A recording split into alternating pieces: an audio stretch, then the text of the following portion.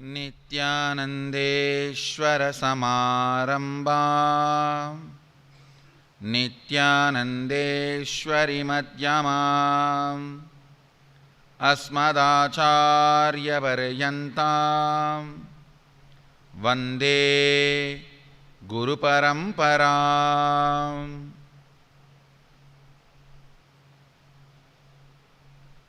பஞ்சுநூல் ஆவதுபோல் இருப்பே உரைப்பாய் இருந்து என்னுள் ஈசனே உரைப்பாய் மகாதேவ ரகசியம் உலகிற்கு.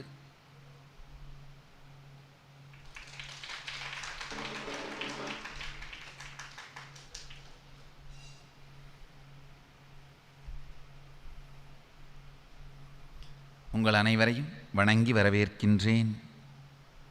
உலகம் முழுவதிலும் இருமுனை காணொலி காட்சியின் வழியாக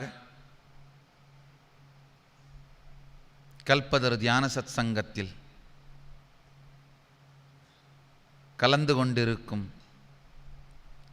ஓமன் ஆதீனம், ஓஹாயோ ஆதீனம், லாஸ் ஏஞ்சலிஸ் ஆதீனம், மெல்போர்ன் ஆதீனம், ஹைதராபாத் ஆதீனம், சிங்கப்பூர் ஆதீனம், புதுவை ஆதீனம், ஹைதராபாத் குப்தகாஷி மற்றும் பெங்களூரு ஆதீனம் மற்றும் நித்யானந்த தொலைக்காட்சியின் மூலமாக, ஷாலினி தொலைக்காட்சியின் மூலமாக, முகநூல் நேரடி ஒளிபரப்பின் மூலமாக, சமூக வலைதளமான யூடியூப் நேரடி ஒளிபரப்பின் மூலமாக அமர்ந்திருக்கும் எல்லா அன்பர்களையும் வணங்கி வரவேற்கின்றேன். இன்றைய சத்சங்கத்தின் தலைப்பு மகாதேவ ரகசியம்.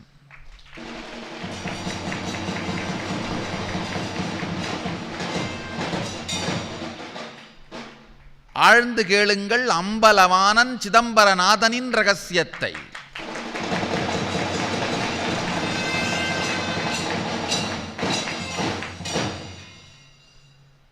சிதம்பரத்தில்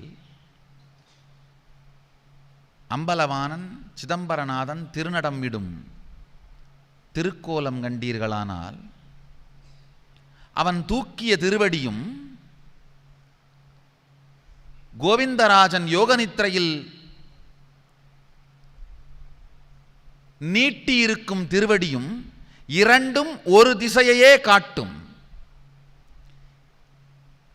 அந்த திசை அந்த இடத்தில் இருப்பதுதான் சிதம்பர ரகசியம்.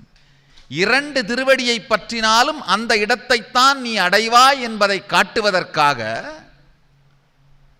அம்பலவாணனின் தூக்கிய திருவடியும் கோவிந்தராஜனின் நீட்டிய திருவடியும்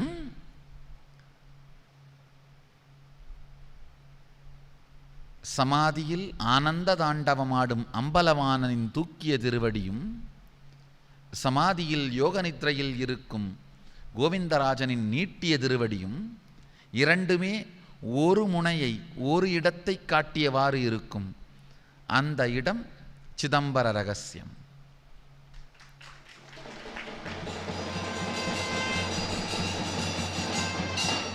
ராஜ ரகசியம், ராஜகுஹ்யம் என்று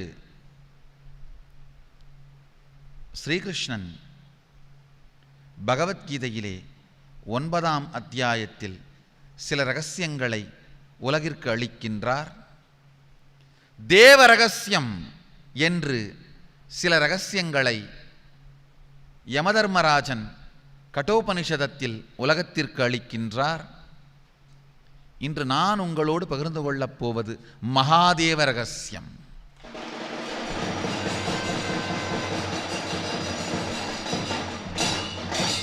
ராஜரகசியத்தையும் தாண்டி, தேவரகசியத்தையும் தாண்டி மகாதேவ ரகசியம் இது. ஆழ்ந்து கேளுங்கள்.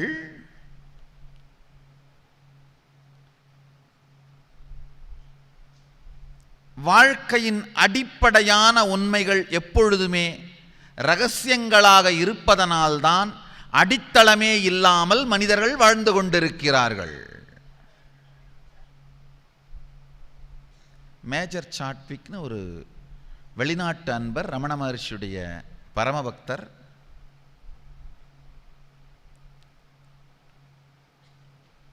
ஒரு நாள் ஏதோ ஒரு மனக்கலக்கத்திலே ரமண மகர்ஷியிடம் சென்று முறையிடுகின்றார்.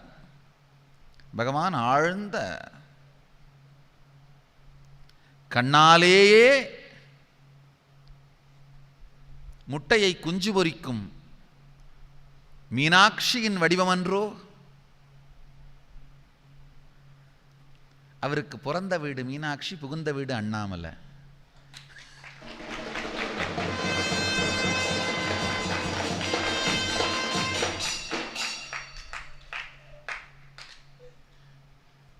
Meenakshi bio energy, Annamalai bio memory.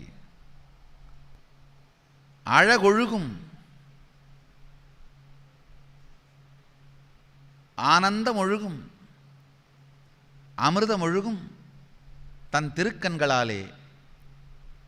இந்த மேஜர் சாட்விக்க ஒரு முறை ஆழ்ந்து பார்த்து அந்த உடலையே உருக்குகின்றார். ஞானிகளுடைய பார்வை மட்டும்தான் உடலையே உருக்கும்.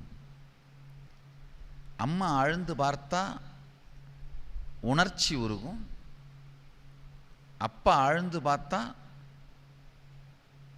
தைரியம் உருகும்,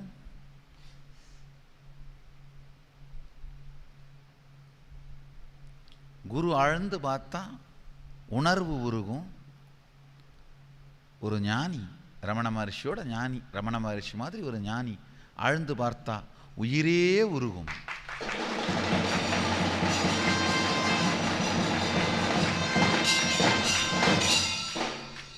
இந்த உயிரையே உருக்குகின்ற பார்வையினாலே ஆழ்ந்து ஒரு முறை மேஜர் சாட்விக்க பார்க்கிறாரு. ஏதோ இவருக்குள்ள நடக்குது. உடனே ரூமுக்கு இவர் ஓடி போயிடுறாரு. மேஜர் சாட்விக் அவருடைய அறைக்கு ஓடி போய் அவருடைய அறையில் இருந்த ஒரு குளிக்கிற பாத் டப் அதில் படுத்துட்டு தண்ணி ஊற்றிட்டு, அவருக்கு ஒன்றும் புரியலை, தூக்கம் வரலை, என்ன பண்ணுறதுனே தெரியல. அப்படியே அந்த தண்ணியை ஊற்றிட்டு தண்ணியில் உட்காந்துருக்காரு. பளிச்சுன்னு சுகமும் துக்கமும் இல்லாத நான் என்கின்ற உணர்வு அவருக்குள் விளங்கியது. அகமகம் ஸ்புரணமாக, ஆத்மஸ்புரணமாக உயிருக்குள்ளெல்லாம் இருந்து இயக்கிக் கொண்டிருக்கின்ற எம்பெருமான் இருப்பும் உரைப்புமாய், பஞ்சும் நூலுமாய், காற்றும் சொல்லுமாய் கனன்று கொண்டிருக்கும் அந்த நான் எனும் அகம் ஸ்புரணம் ஆத்மஸ்புரணமாக மலர்ந்தது. திரும்ப ஓடி வர்றார் பகவான்கிட்ட. பகவான் இவ்வளவுதானா, இதுதானா? பகவான் ஆம் அப்படிங்கிறாரு. இவ்வளவு எளிமையா இருக்கே, இதுக்கா மக்கள் இந்த பாடுபடுறார்கள்? திருவாய் மலர்ந்து பெருமான் பகவான் அருளுகிறார். அடிப்படையான விஷயங்கள் இரகசியமாக இருப்பதனால்தான் அடித்தளம் இல்லாமல் மனிதர்கள் அல்லாடுகின்றார்கள். இப்ப நான் சொல்ல போற மகாதேவ ரகசியமும் அடிப்படையான ஒரு சத்தியம். கொடுமை என்னன்னா, அடிப்படையான விஷயங்கள் ரகசியமாக இருப்பதனால் அடித்தளம் இல்லாமல் மனித இனம் அல்லாடுவது மட்டுமன்றி, அடிப்படையான விஷயங்கள் எளிமையாக இருக்கவே முடியாது என்கின்ற ஒரு மூட நம்பிக்கையோடும் வாழ்ந்து கொண்டிருக்கிறார்கள்.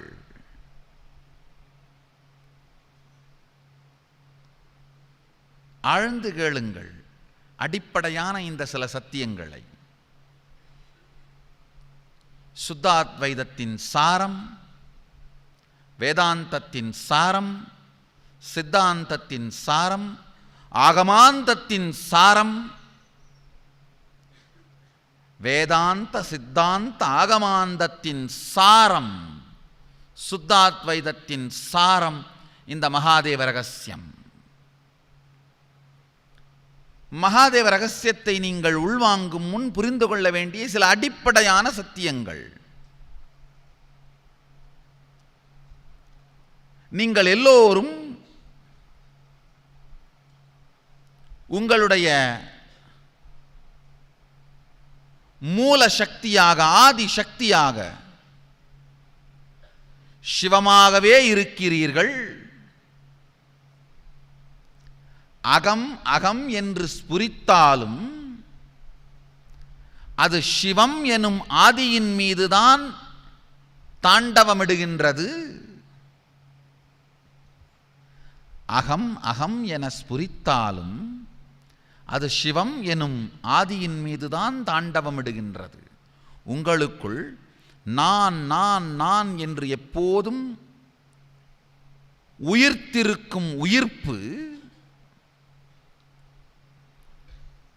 சிவம் எனும் இருப்பாகவே இருக்கின்றது. சிவம் எனும் இருப்பே உங்களுக்குள் நான் நான் எனும் உயிர்ப்பாக இருக்கின்றது. சாதாரண வார்த்தைகளில் சொல்ல வேண்டுமென்றால் சிவமே நீங்கள். வேதாந்த சித்தாந்த ஆகமாந்த சாரம்.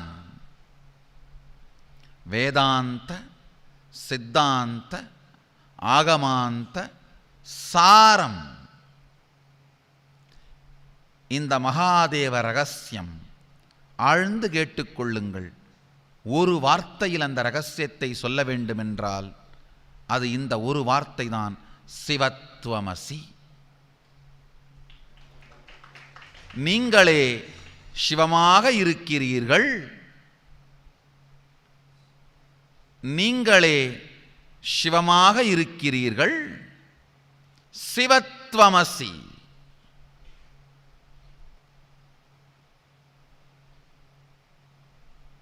இந்த சத்தியத்தை ஆழ்ந்து உள்வாங்குங்கள். சிவத்வமசி.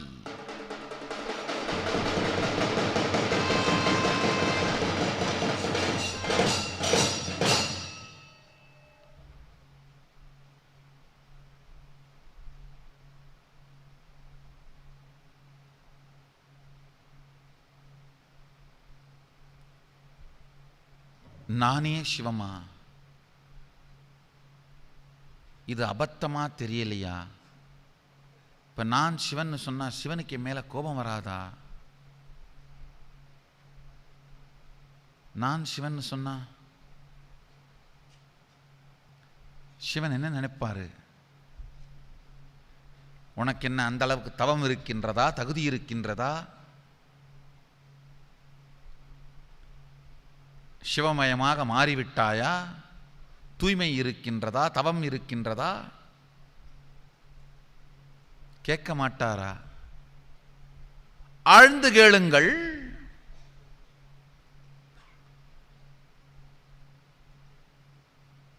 வெளி உலகத்திலே வெற்றிக்காக நீங்கள் உருவாக்கிக் கொள்ளுகின்ற சாத்திய மன அமைப்புதான் திறமை. உள்ளுலகத்திலே நீங்கள் உருவாக்கும் சாத்திய மன அமைப்புதான் தவம். திறனும் தவமும் உள்வெளி பேதமன்றி வேறொன்று அடிப்படை பேதம் இல்லாதவைகள். ஆழ்ந்து புரிந்து கொள்ளுங்கள்.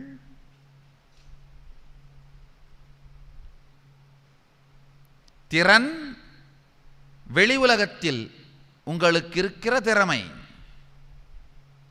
தவம் உள்ளுலகத்தில் உங்களுக்கு இருக்கின்ற திறமை. இரண்டுமே குணம்தானே தவிர இயற்கை கிடையாது.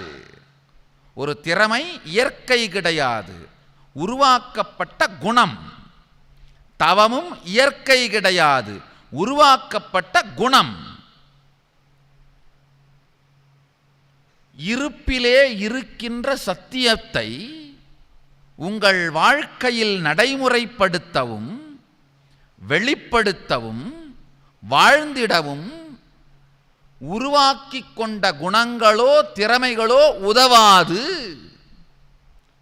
தேவையும் இல்லை. ஆழ்ந்து கேளுங்கள். உழைத்தால் மட்டும் திறமிருந்தால் மட்டும் ஒரு பொருளை அடைய முடியும் என்பது சமூகம் நமக்கு சொல்லிக் கொடுக்கும் விதி. இதே விதியை உள்ளுலகத்திலும் உபயோகப்படுத்துகின்ற வழி யோகப்பாதை, யோக சம்பிரதாயம், யோக மார்க்கம். அதனால்தான் யோக மார்க்கத்தை சாதாரண நடுத்தர மக்கள் எளிமையாக புரிந்து கொண்டு அது சாத்தியம் என்று நம்புகிறார்கள். அது சாத்தியம் இல்லை என்று நானும் சொல்லவில்லை. ஆனால் அது மட்டும்தான் சத்தியம் என்று நான் ஏற்றுக்கொள்ள மறுக்கின்றேன். ஆழ்ந்து கேளுங்கள். திறனும் தகுதியும் தவமும் பெருக்கி உருவாக்கி அதன் மூலமாய் மட்டுமே ஒரு பதவியை, ஒரு நிலையை அடைய முடியும் என்பது வெளி உலகத்தின் விதி. உள்ளுலகத்தில் நுண்மேலாண்மை செய்தல் தவம், வெளி உலகத்தில் நுண்மேலாண்மை செய்தல் திறன். வெளி உலகத்தில் நுண்மேலாண்மை செய்தல் திறன், மைக்ரோ மேனேஜ்மெண்ட். வெளி உலகிலே நுண்மேலாண்மை செய்தல் திறன், உள்ளுலகிலே நுண்மேலாண்மை செய்தல் தவம். திறனும் தவமும் குணமே அன்றி இருப்பு அல்ல. ஆழ்ந்து கேளுங்கள்.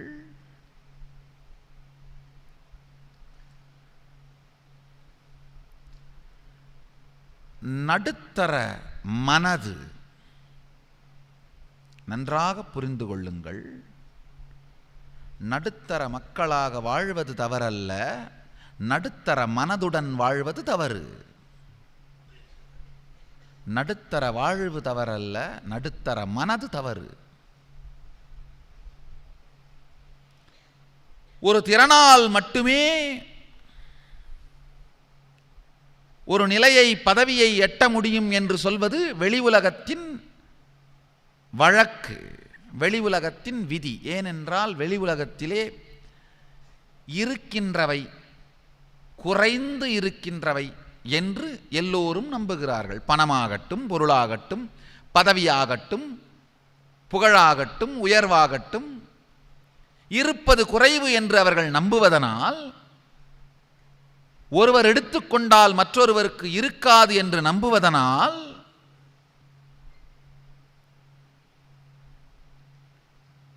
திறன் படைத்தவர்க்கே உண்டு மற்றவர்க்கு இல்லை என்பது செய்வது விதி, வெளி உலகத்தின் விதி. ஆனால் உள்ளுலக சக்தியோ அளவு இல்லாதது, அளப்பரிய இயலாதது, முடிவு இல்லாதது. உள்ளுலகத்தில் இதே தர்க்கம் உதவாது,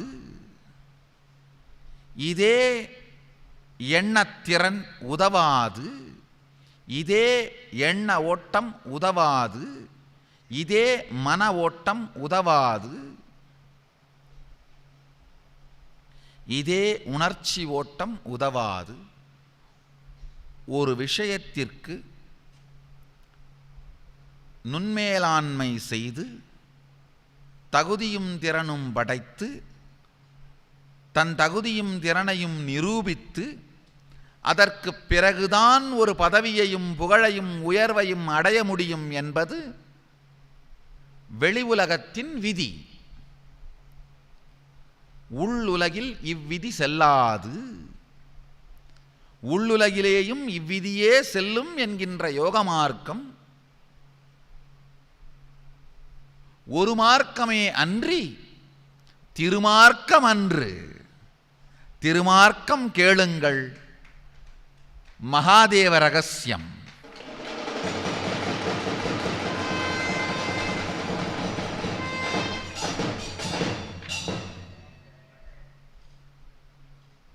அது ஒரு மார்க்கம், திருமார்க்கம் அன்று.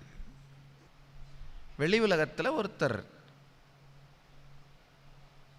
ஒரு கம்பெனியிலையோ இல்லை ஒரு இராணுவத்திலேயோ இல்லை அரசியல்லையோ இல்லை சமூகத்திலேயோ ஒரு உயர்ந்த பதவியில் இருப்பாரே, ஆனால்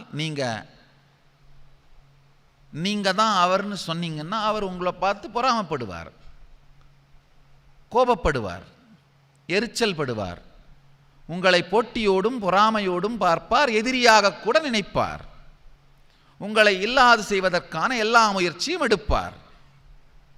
ஆழ்ந்து கேளுங்கள்.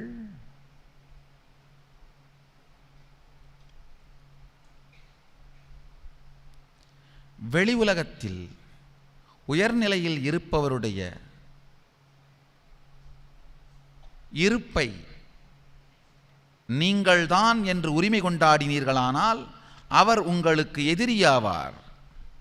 ஏனென்றால் அவருக்கு பயம், இருப்பது குறைவு, இன்னொருவர் எடுத்துக்கொண்டால் தனக்கிருக்காது எனும் கவலையும் பயமும் பாதுகாப்பின்மையும். ஆனால்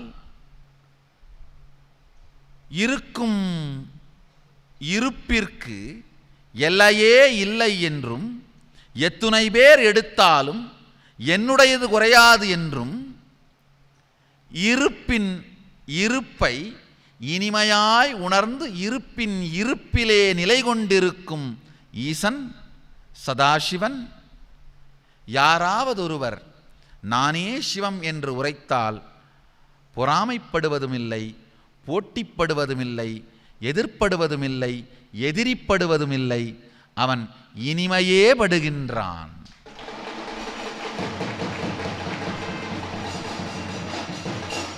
ஆஹா, நான் வெளிப்பட இன்னொரு இருப்பு கிடைத்துள்ளது. ஆழ்ந்து புரிந்து கொள்ளுங்கள். கடவுள் ஒருவர் அல்ல, ஒருமை தன்மை. கடவுள் ஒருவர் அல்ல, ஒருமை தன்மை.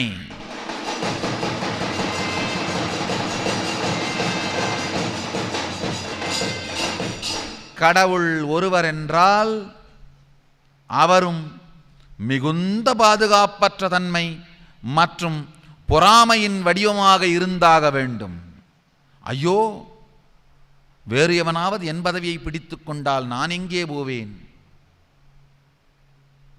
கடவுள் ஒருவர் என்று சொல்லுகின்ற கோட்பாடுகளும் தத்துவங்களும் அதனால்தான் பொறாமையினால் தன்னைத்தானே எரித்து கொள்ளுகின்றன. பொறாமை எனும் புகையிலிருந்து ஆழ்ந்து கேளுங்கள். பொறாமை எனும் புகைச்சல் தீவிரவாதம் எனும் நெருப்பாய் மாறியே தீரும். கடவுள் ஒருவர் அல்ல, ஒருமை தன்மை.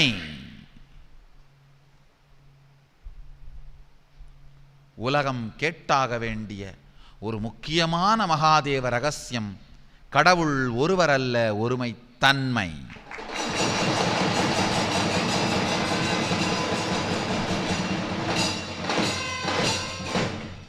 வாழும் மனிதர்களே, மதத்தின் பெயரால் மதம் பிடித்தலைந்து, தவத்தின் பெயரால் அவமே செய்து,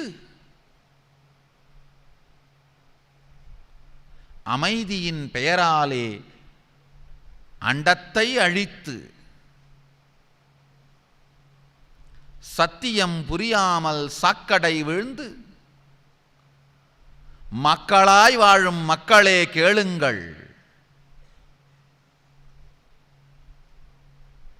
கடவுள் ஒருவன் அல்ல, ஒருமை தன்மை.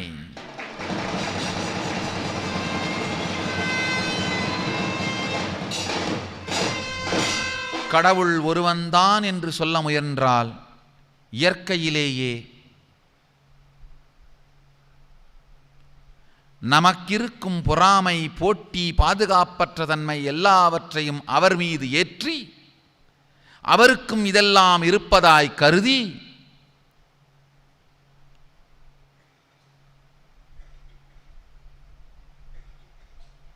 இது சார்ந்த கருத்துக்களை, எண்ண ஓட்டங்களை அவருடைய உபதேசமாகத்தான் இருக்க வேண்டும் என்று நமக்கு நாமே கற்பனை செய்து கொண்டு இருக்கின்ற மனிதர்களையும் உலகத்தையும் அழித்தும் பழித்தும்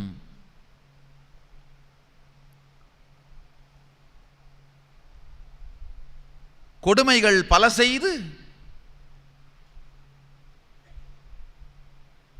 வழிதெரியா வஞ்சத்தில் விழுந்து மக்களாய் வாழும் மக்களே கேளுங்கள், கடவுள் ஒருவனல்ல ஒருமைத்தன்மை.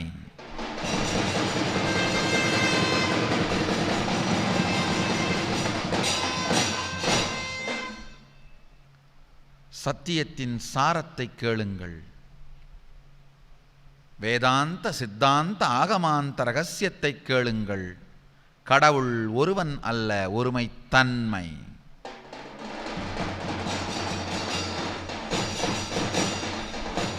அதனால்தான் நானே சிவம் என்று நீங்கள் சொல்லும் பொழுது பெருமான் உங்கள் தகுதியை கேட்பதில்லை, திறனையும் கேட்பதில்லை, தவத்தையும் கேட்பதில்லை, தூய்மையையும் பார்ப்பதில்லை. ஆஹா, நான் இருந்து கொண்டாடி ரசிக்க நடமிட இன்னொரு சிதம்பரம் கிடைத்ததென்று இருப்பில் புகுந்து வெளிப்படுகின்றான்.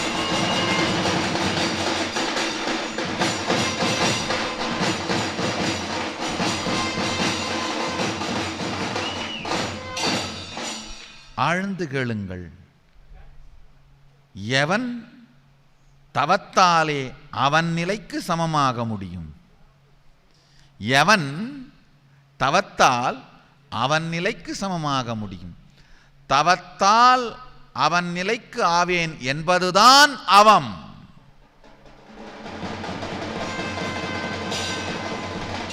தவம்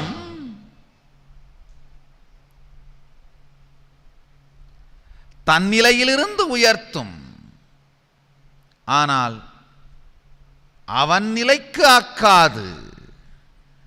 அவன் நிலைக்கு ஆக்க தவமே முடியும் என்றால் ஏன் சிவம்? தன்பால் இருந்து மேற்பட தவம் உதவும், சிவன்பால் இருந்து சீவன் முக்தனாக தவமாகாது. அணாக்கணக்கில் பிச்சை எடுத்து அண்டகோடிகள் ஆக்குவது சாத்தியமா?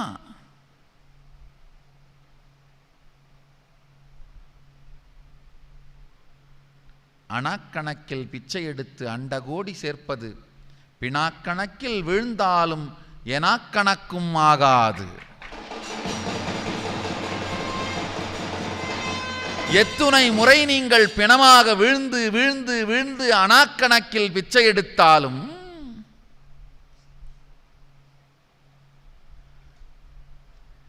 இறந்து இறந்து பிணாக்கணக்கில் விழுந்து ஜென்ம ஜென்மங்களாக அணாக்கணக்கில் பிச்சை எடுத்தாலும் அண்டகோடி கணக்கில் ஆகுவது சாத்தியமா? ஒரு பைசாவா பிச்சை எடுத்து 1000 கோடி சேர்ப்பது 1000 ஜென்மம் எடுத்தாலும் சாத்தியமில்லை. அதுபோல எத்துணை தவம் செய்தாலும் தன்னிலையிலிருந்து உயரலாமே தவிர அவன் நிலையை தன்னிலையாய் ஆக்குவது ஆகவே ஆகாது. உங்க காலில் கட்டி இருக்கிற சலங்கையை பிடிச்சி நீங்களே இழுத்துக்கிட்டா 1/2 அடி வேணா உயரமா குதிக்கலாம். 1000 அடி பறக்க முடியுமா? காலில் இழுக்கும் சலங்கையை பிடித்து இழுக்க 1/2 அடி வேண்டுமானால் குதிக்கலாம். 1000 அடி வானூர்தியாய் ஆகுமோ? ஆகாது. ஆழ்ந்து தெரிந்து கொள்ளுங்கள். தவம் தனக்குள் அமைதியை தரலாம். தவம் தனக்குள் சில சித்திகளை தரலாம். ஆனால் தவம் நம்மை சிவம் ஆக்காது. தவமே சிவமாக்கும் என்று சொல்பவர்கள் அவமே சொல்கிறார்கள், அவமே செய்கிறார்கள். எது நம்மை சிவமாக்கும்? தவம் ஆக்காது என்றால் எது நம்மை சிவம் ஆக்கும்?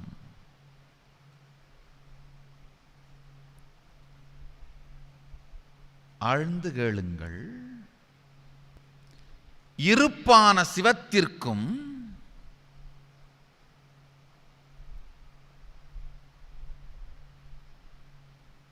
உரைப்பான ஜீவனுக்கும் இருக்கும் தொப்புள் கொடி உறவு ஒன்றே ஒன்று, அது சங்கல்ப சக்தி.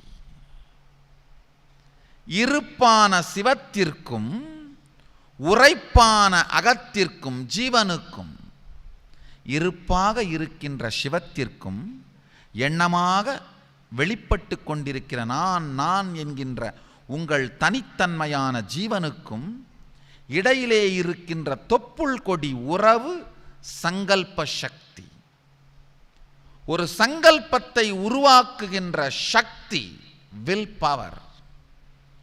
ஒரு சங்கல்பத்தை உருவாக்கி அதை நிஜமாக்கும் சக்தி தான் உங்களுக்கும் சிவத்திற்கும் இடையிலே இருக்கின்ற தொப்புள் கொடி உறவு.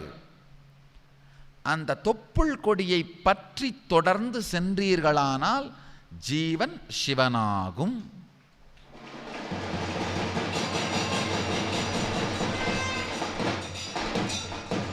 நான் நான் நான் என்று ஜீவனாக நீங்கள் எதை உணருகிறீர்களோ, நான் நான் நான் என்று ஜீவனாக நீங்கள் எதை உணருகிறீர்களோ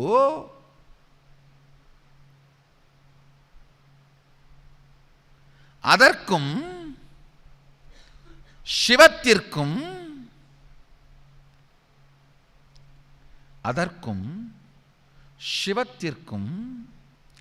இருக்கின்ற இணைப்பு பாலம் தொப்புள் கொடி உறவு சங்கல்ப சக்தி.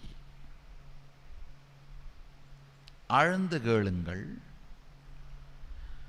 நானே சிவம் என்று உங்கள் சங்கல்ப சக்தி முழுவதையும் ஒன்று திரட்டி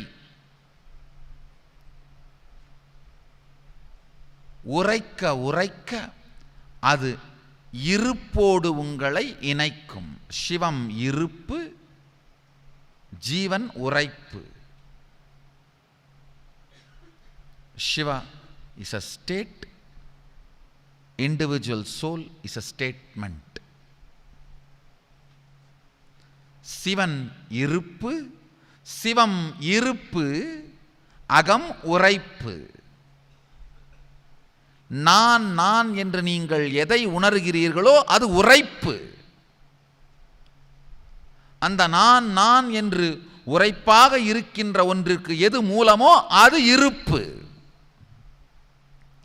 இருப்பையும் உரைப்பையும் இணைக்கின்ற தொப்புள் கொடி சங்கல்ப சக்தி. பஞ்சு சிவம், நூல் ஜீவன்.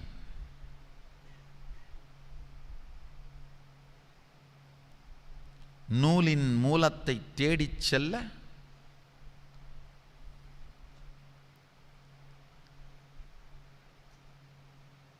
பஞ்சின் நிலையை பஞ்சமில்லாது அனுபவிக்கலாம்.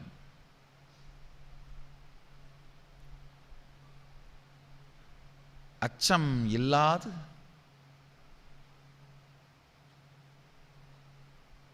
தடைகளையெல்லாம் துச்சம் என்று கருதி இருப்பின் மிச்சமே வாழ்க்கையின் உச்சம் என்று நினைந்து மற்றதையெல்லாம் துச்சம் எனத் துறந்து சிவோகம் எனும் சத்தியத்தின் இருப்பை சாத்தியம் ஆக்கிக் கொள்வதே வாழ்க்கையின் உச்சம். அதை மறப்பதே வாழ்வின் நீச்சம்.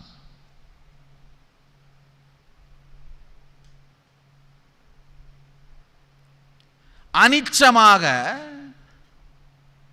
நமக்குள் நிகழும் செயல்களையெல்லாம் அனிச்சம் என்றால் தன்னுடைய சங்கல்பம் இல்லாமலேயே தானாகவே தன் போக்கிலே நடந்து கொண்டிருக்கின்ற செயல்கள்.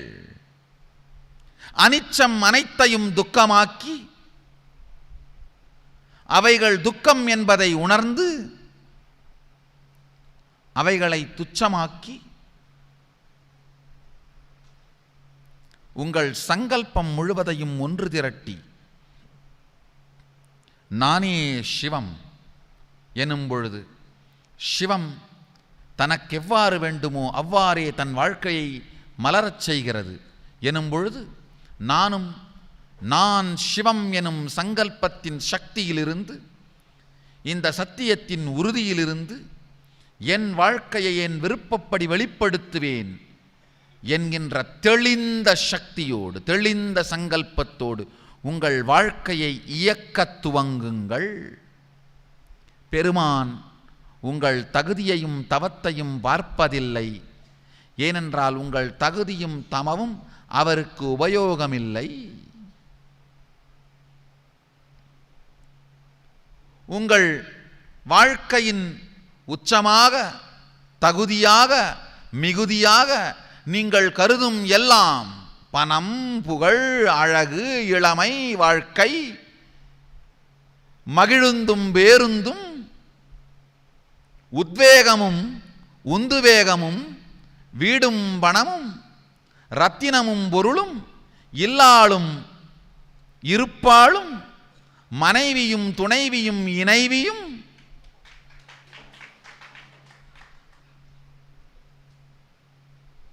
பரிசாரமும் உபசாரமும், இதெல்லாம் உங்கள் வாழ்க்கையின் சாரம் என்றும் சக்தி என்றும் பலம் என்றும் எச்சம் என்றும் மிகுதி என்றும் நினைக்கின்றீர்களோ அவை எல்லாமே அவருக்கு துச்சம்.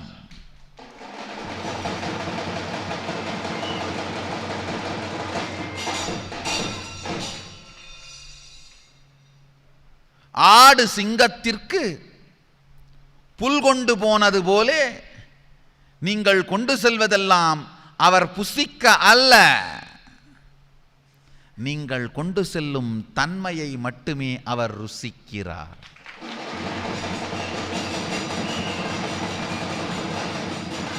ஒரு நாளும் நீங்கள் கொண்டு செல்வதை அவர் புசிப்பதில்லை, நீங்கள் கொண்டு செல்லும் உணர்வை ருசிக்கிறார்.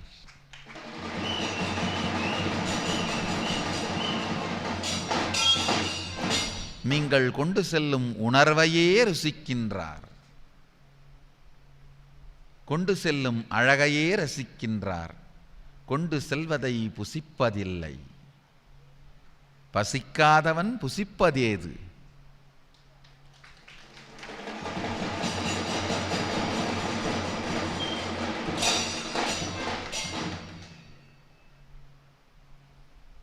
கண்ணால் ரசிக்கவும்,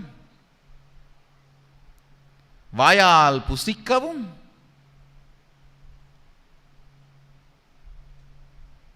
மனதால் ருசிக்கவும்,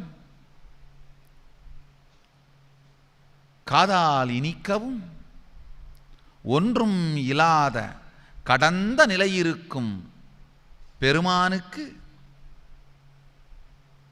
உங்கள் திறனோ தவமோ தகுதியோ எவ்விதத்திலும் உபயோகமில்லாததனால் அவைகளை உங்களிடமிருந்து அம்பலவாணன் தேடுவதுமில்லை, எதிர்பார்ப்பதுமில்லை.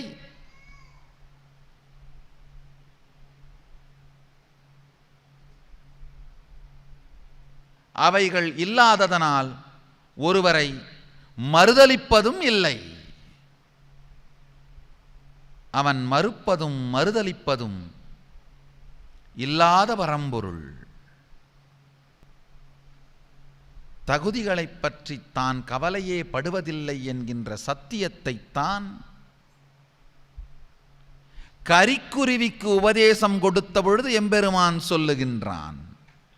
கரிக்குருவிக்கு உபதேசம் தந்து, பன்றிக்குட்டிகளுக்கு பால்முலை தந்து, ஞானசம்பந்தருக்காவது அன்னைதான் முலைப்பால் கொடுத்தாள். பன்றிக்குட்டிகளுக்கு பெருமானே முலைப்பால் கொடுத்திருக்கின்றான்.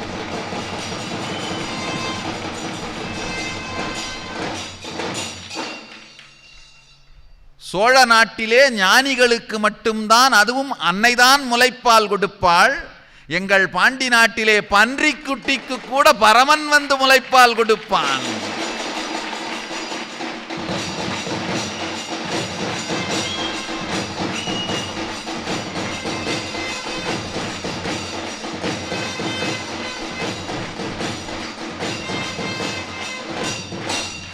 எங்கள் ஊர் சிறுவனுக்கு முலைப்பால் தந்து ஞான சம்பந்தனாக்கினான் என்று ஏமாந்திருக்கும் சோழர்களே, எங்கள் நாட்டில் பாண்டி நாட்டில் பன்றிக்குட்டிக்கு கூட பரமன் முலைப்பால் கொடுத்திருக்கின்றான்.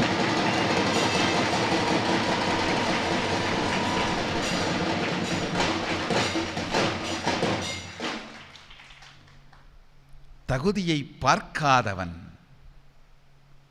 தயாபரன், தகுதியை பற்றி கவலைப்படாதவன் தயாபரன்.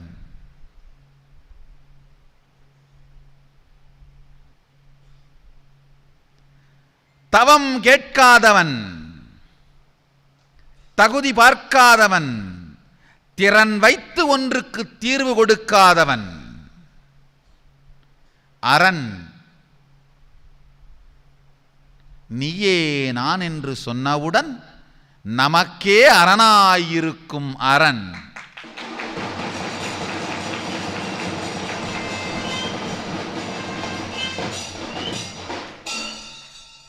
என்னை கொடுத்தேன் என்று சொன்ன வினாடியே தன்னை கொடுத்திடும் தம்பிரான்.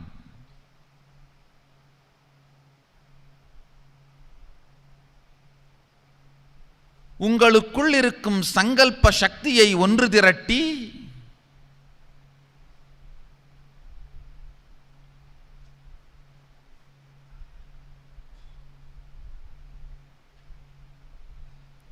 நானே சிவம் என்று உங்கள் சித்தத்திற்குள் தெளிவான சங்கல்பத்தை உருவாக்குங்கள்.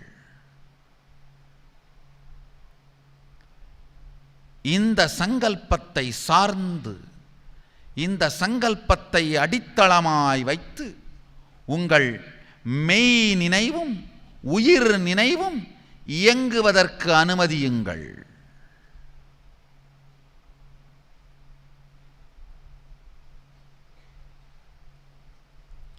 உங்கள் தசை நினைவும் மெய் நினைவும்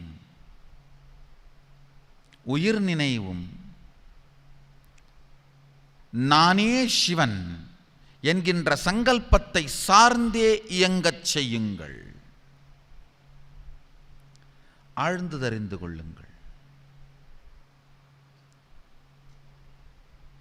என்னுடைய வாழ்க்கையிலே மிகப்பெரிய பலமாக ஆதரவாக இருந்த பல குருமார்களிலே ஒருவர் நாராயண சுவாமிகள். அவர் ஒரு வயதான முதியவர். அவர் செய்து வந்த ஒரே வேலை, காலையில் சுற்றி இருக்கும் நந்தவனங்களிலெல்லாம் மலர் பறித்து மாலை கொண்டு திருவண்ணாமலை தெற்கு வீதி திருமஞ்சன கோபுர வீதியிலே இருக்கின்ற விநாயகருக்கு பூஜை செய்துவிட்டு வாசலில் அமர்ந்து கொள்வார். யாராவது உணவு கொடுத்தால் உண்பார், இல்லையேல் இல்லை. மிகச் சாதாரணமாக வாழ்ந்த மிகப்பெரிய யோகி, சக்திகளை வெளிப்படுத்திய சதாசிவத்தன்மையில் இருப்போடு இருந்த ஒரு ஞானி.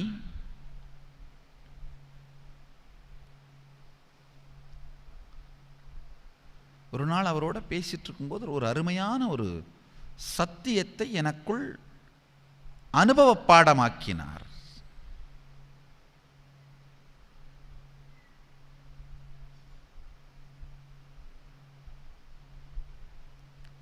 இந்த சத்தியத்தை ஆழ்ந்து கேட்டுக்கொள்ளுங்கள்.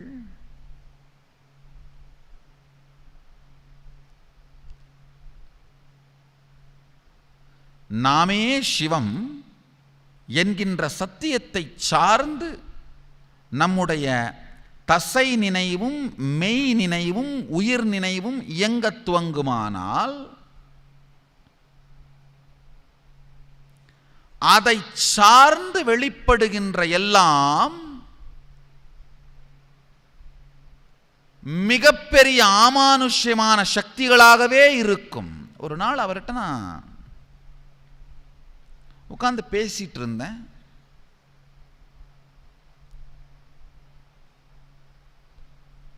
வயிற்று வலின்னு சொன்னார். நமக்கு கிராமத்தில் தெரிஞ்ச சில பொருட்கள் எல்லாம் எடுத்துகிட்டு வந்து சமைச்சு கொடுத்தா வயிற்று வலி சரியாகுமேன்னு, சாமி கடுக்காப்பொடி கொண்டு வரட்டுமா, இல்லை திரிபல சூரணம் கொண்டு வரட்டுமா, மணத்தக்காளி அரைச்சி கொண்டு வரட்டுமா, என்ன பண்ணலான்னு கேட்டேன். அவர் சொன்னார், இல்லையப்பா, நான் சதாசிவம் என்கின்ற உண்மை சத்தியமானால் இந்த வயிற்று வலி தானாய் தீர்ந்து போய் நான் ஆரோக்கியத்தில் இருப்பேன். ஏனென்றால் சதாசிவன் சதா ஆரோக்கியத்தில் இருப்பவர். இந்த சங்கல்பத்தின் சத்தியத்தை சார்ந்து உடல் நலம் பெறட்டும், இல்லையேல் இந்த உடல் வேண்டாம். அரை மணி நேரத்தில் சரியா போயிட்டார். இருப்பாரோ போவாரோ என்று நினைக்கின்ற விதத்திலே துடித்துக் கொண்டிருந்த உடம்பு அரை மணி நேரத்தில் அமைதி அடங்கி முகம் மலர்ந்து சாதாரணமாயிட்டார். நீங்கள் மருந்தெடுக்காதீர்கள் என்று நான் சொல்லவில்லை. ஆனால் மருந்துக்கு முன் இந்த ஞான விருந்தை எடுத்தீர்களானால் மருந்தின் அளவு குறையும்.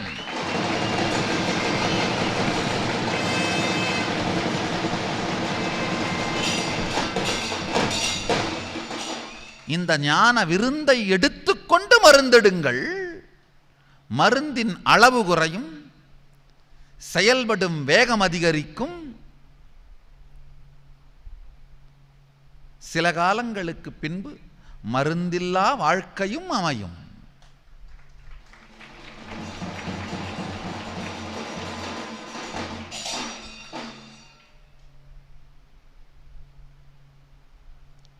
திருவண்ணாமலை அந்த அளவுக்கு குளிர் இருக்கின்ற பிரதேசம் கிடையாது, அக்னி பிரதேசம்.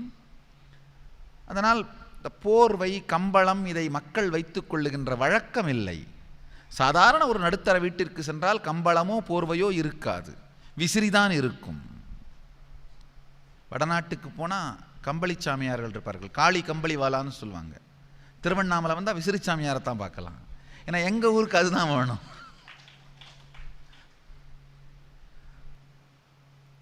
ஒரு முறை மார்கழி காலத்தில் கொஞ்சம் குளிராக இருந்ததால் அவருடைய உடம்பு நடுங்கி கொண்டிருந்தது. நான் விடியற் காலை 3:30 மணிக்கு கோவிலுக்கு போயிட்டு இருந்தேன். வழியில் பார்த்தா உடம்பு நடுங்கிட்டு இருந்தது. சாமி ஒரு போர்வை கொண்டு வந்து போர்த்தவான்னு கேட்டேன். சதாசிவன் உடம்பென்றால் சீதோஷ்ணம் சமமாகட்டும்னாரு. சரியா போயிருச்சு, நடுக்க நின்று போயிருச்சு.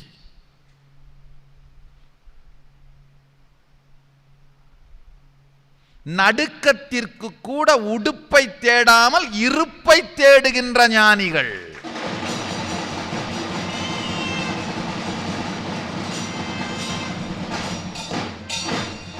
குளிரால் வரும் உடல் நடுக்காயினும்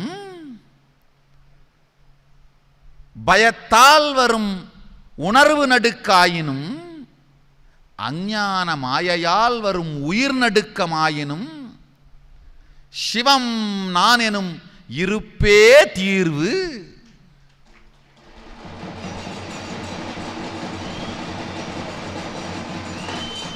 தொடரும் மகாதேவ ரகசியம். தொடர்ந்து இணைந்திருங்கள் தினந்தோறும் சத்சங்கத்தில். நீங்கள் எல்லோரும் நித்யானந்த நிலையிருந்து நித்யானந்த நிலையில் கரைந்து நித்யானந்த நிலையில் மலர்ந்து நித்யானந்தமாகிட ஆசீர்வதிக்கின்றேன். ஆனந்தமாக இருங்கள். நித்யானந்த பீடம், பெங்களூரு ஆதீனம், ஆஃப் மைசூர் ரோட், பிடதி, பெங்களூரு. 08027279999.